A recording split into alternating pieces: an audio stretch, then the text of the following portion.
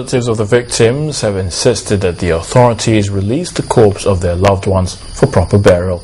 But the medical authorities at the Lagos State University Teaching Hospital insist that the 42 bodies has to undergo a DNA test for proper identification.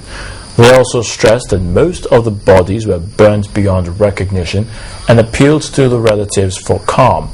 Meanwhile, our correspondent Bukola Joe Oketumbi, who visited the airport and was at Lasut with the relatives, brings us up to speed with the situation there in this report. The news of the ill-fated Dana Airline Flight 0992 did not hinder activities at the airport. Passengers kept coming and going while planes take off and land. But in a corner, there's another crowd not ready to go anywhere. They have experienced loss. They wait to get a response from the appropriate authorities.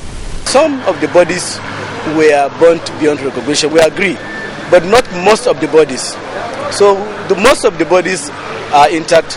Let us identify them and take them. Nobody is looking at that direction. The relatives of the deceased are already irritated about the way things are being handled.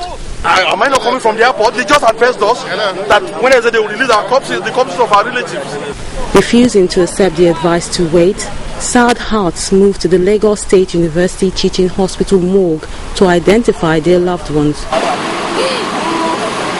But sadly, the hospital officials tell them that the waiting game continues as there are 42 unidentified bodies and they have to perform a DNA test on them. For them to say they can't recognize her is funny. They're supposed to know if you can recognize your colleague in the office. So they're telling us that that we should wait till next Wednesday before they can identify. They want to do some DNA. It's very funny. The tears continue to flow. And so they wait with bated breath to give the dead a befitting burial.